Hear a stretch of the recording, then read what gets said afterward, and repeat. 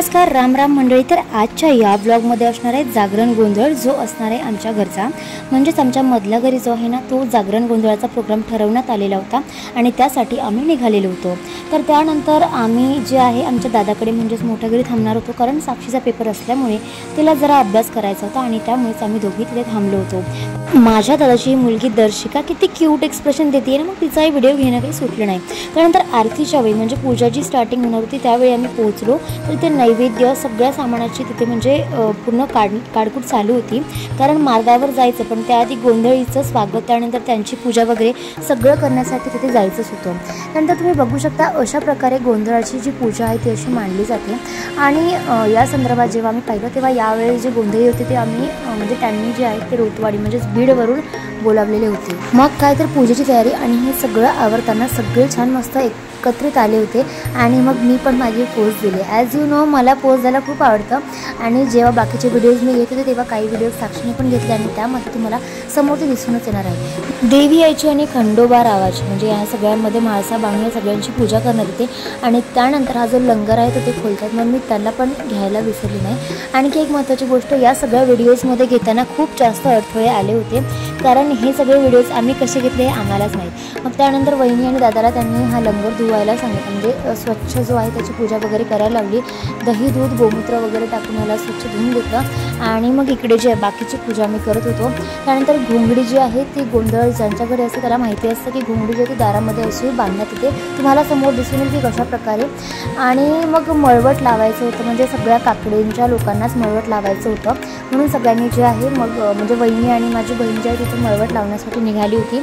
पण झालं असं की साक्षीला न देता तिच्याकडे गट द्यायचा होता. दॅट्स मग तिच्याकडून म्हणजे तिला पण मळवट लावून मग तिच्या डोक्यावर जो आहे तो गट द्यायचं ठरवलं होतं. कसं असतं ना, आपण आपल्या संसारामध्ये आणि आपल्या दिवसांमध्ये आपल्या कामामध्ये एवढं व्यस्त असतो ना, आपल्या परंपरा प्रतिष्ठा पण विसरून जातो. मग त्यासाठी असे काहीतरी ज्या परंपरा असतात असे काहीतरी कार्यक्रम असतात ते व्हायलाच हवे, जेणेकरून सगळ्या घरची लोकही एकत्र येतात आणि त्यांना त्यांचा वेळही मिळतो आणि थोडंसं फ्रेश म्हणून आपण आपल्या देवाची तेवढी पूजा पण करतो. ठीक आहे. त्यानंतर मग मळवट वगैरे लावण्यात आला आणि हे बघा तुम्ही बघू शकता साक्षीच्या डोक्यावर किती छान असा गट दिला आहे आणि ती छान पण दिसते, कारण खूप दिवसानंतर असं काहीतरी आमच्या लाईफमध्ये एन्जॉयमेंट आणि फ्रेशनेस. आम्ही लहान होतो तेव्हा हे सगळं व्हायचं, पण तेव्हा आम्हाला एवढं कळायचं नाही. मग बाहेर त्यांनी घोंगडी, मी तुम्हाला सांगितलं होतं ती बाहेर घोंगडी लटकवतात, त्यासाठी त्यांनी पहिले त्याची पूजा करून घेतली. त्यावर छान हळदी कुंकवाने स्वास्तिक वगैरे काढलं, म्हणजे भंडाऱ्याने आणि कुंकुनी स्वास्तिक काढलं. मग त्याला तुम्ही पाहू शकता पूर्ण व्हिडिओमध्ये पूजा कशा प्रकारे करतात. पण झालं असं की साक्षीच्या डोक्यावर जेव्हा गट दिला तेव्हा तिला इन्स्ट्रक्शन्स असा देण्यात आल्या होत्या की तिला मागे पाहायचं नाही, पण बिचारीने अर्धा घंटा 1 घंट्यापासूनच तो गट डोक्यावर घेतल्यामुळे आम्हाला टेन्शन आलं की तिचा हात दुखते की नाही. मग त्यांनी सांगितलं की सगळ्यांनी म्हणून जोडीने येऊन पूजा करून जा. तर मग सगळे जे आहेत ते जोडीने येऊन छान पूजा करत होते. आणि काय मग पूजा झाल्यानंतर मार्गावर जायचं असंच म्हणण्यात आलं होतं. तितक्यात आजीलाही बोलवण्यात आलं. मग काय आजीनेही पूजा केली आणि मग त्यांनी सांगितलं तशा प्रकारे स्तोत्र म्हटले.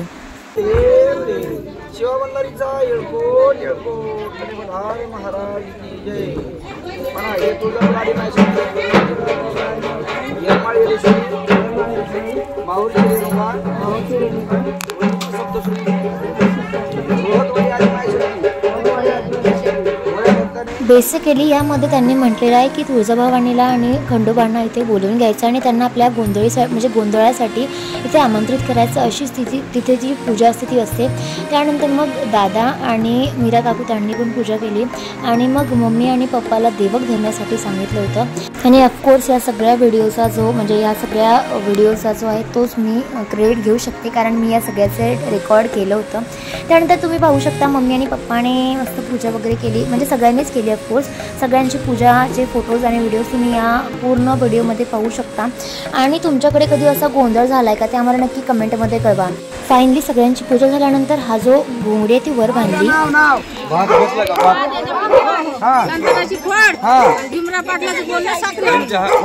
जेव्हा घोंगडी वर बांधली होती त्याच्यासोबत खोबऱ्याचा तुकडा, हळकुंड आणि ह्या सगळ्या पूजेचं साहित्य ठेवण्यात आलं आणि त्यासोबत घंटी पण बांधली होती.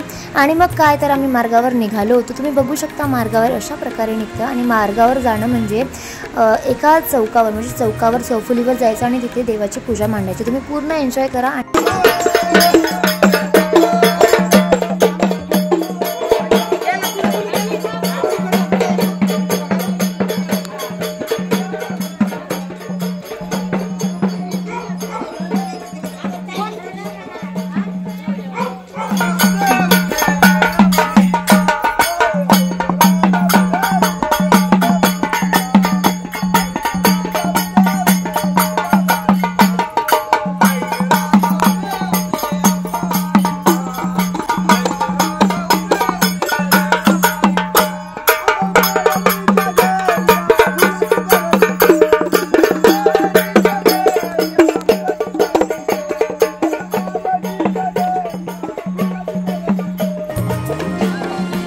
सगळं जे वातावरण होतं ते अगदी प्रसन्न वाटत होतं। मग त्यामध्ये जे आहे आम्ही शेवटी मार्गावर पोहोचलो आणि मग लता काकूंनी छान तिथे पाणी वगैरे शिंपडलं आणि मग तिथे पूजाही मांडणार होते म्हणून ती जागा स्वच्छ करून घेतली आणि ती पदराने पुसून घेतली। त्यानंतर मग आजींनी जी आहे तिथे म्हणजे खरं तर पूजा मांडायची म्हणून त्यांनी भंडाराने सगळी आखणी केली। आता तुम्ही जर तुमच्याकडे हा जागरण गोंधळ झाला असेल आणि तुमच्याकडे पण असं आखतात पण त्याला काय म्हणतात ते आम्हाला नक्की कमेंटला कळवा। मग गोंधळ्यांनी सगळ्या पुरुषांना छान डोक्यावर भंडारा लावला आणि मग पूजाही सुरू झाली। पण प्रेक्षकांनो, मागे जे आहे ते अजूनही देवांचं भजन हे चालू होतं, पण तुम्हाला ऐकायचं असेल तर साऊंड फुल ठेवा, तुम्हाला कळेल की काय म्हटलं आणि काय नाही। आणि पूर्ण व्हिडिओमध्येच नाही तर तुम्हाला समोरचे जे पण ब्लॉग येतील 4 ते 5 व्हिडिओ येतील त्या सगळ्यामध्ये तुम्हाला पूर्ण एक गोंधळी पाहायला मिळतील आणि तुम्ही या सगळ्याचा एन्जॉयमेंट घ्या। म्हणजे या सगळ्यामध्ये तुम्ही पण रममाण व्हा की तुम्हाला या सगळ्यामध्ये गोंधळ खरंच वाटतोय की नाही।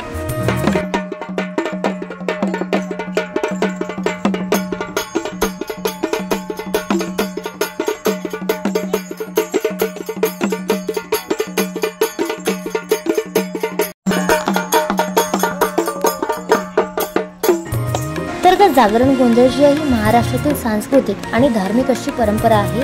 जागरण एक विधी आहे ज्यामध्ये विशिष्ट इच्छा पूर्ण झाल्यानंतर रात्रभर देवतेचे स्मरण करीत जागरण केले जाते। लग्न किंवा शुभ प्रसंगी देवाला आमंत्रित करण्यासाठी जागरण केले जाते।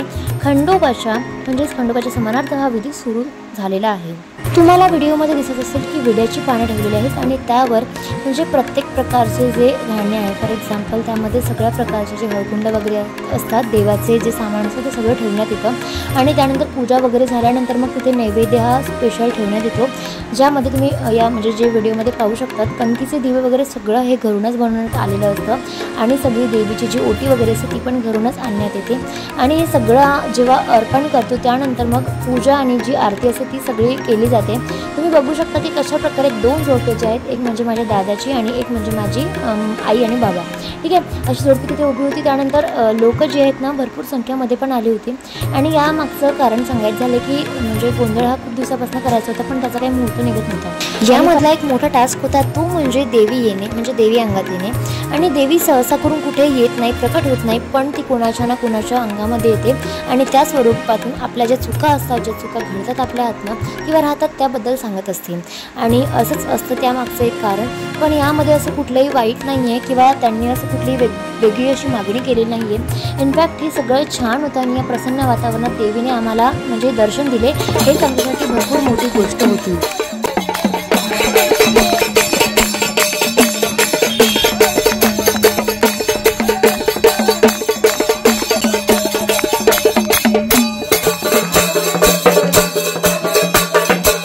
थोड्याच अंतरावर खंडोबा आणि भवानीचं मंदिर होतं, आम्ही तिथे गेलो होतो आणि तिथे गेल्यानंतर असं काहीचं वातावरण तिथे झालेलं होतं।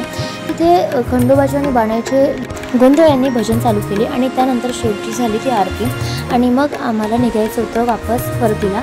आणि तुम्हाला हा व्लॉग कसा वाटला ते आम्हाला नक्की कमेंटमध्ये कळवा।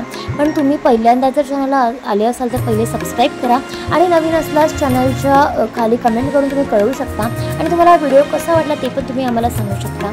आणि सगळ्यात महत्त्वाची गोष्ट म्हणजे तुम्ही आता सबस्क्राईब करा जेणेकरून तुम्हाला पार्ट 2 हा व्हिडिओमध्ये पाहायला मिळेल।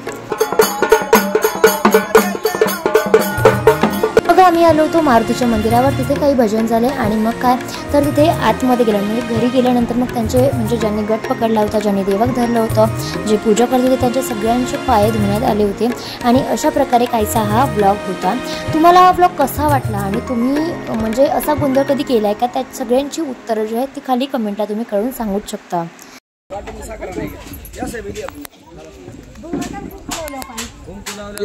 मग काय या सगळ्यानंतर गोंधळी जे असतात त्यांचे पण पाय धुण्यात आले आणि त्यांची पण पूजा करण्यात आली आणि परंपरेनुसार असं असतंच। त्यानंतर या सगळ्यामध्ये म्हणजे पूजा झाल्यानंतर आतमध्ये समोरचा जो प्रोग्राम आहे तो चालू होणार होता, पण या सगळ्यामध्ये खरं सांगायचं झालं ना तर नाव वगैरे सगळ्यांनीच घेतलं आणि भरपूर अशी मज्जा आली आणि एकत्र आल्यानंतर तर वेगळाच तो आनंद असतो, तोही तुम्हाला यामध्ये पाहायला मिळालेला असेल। आणि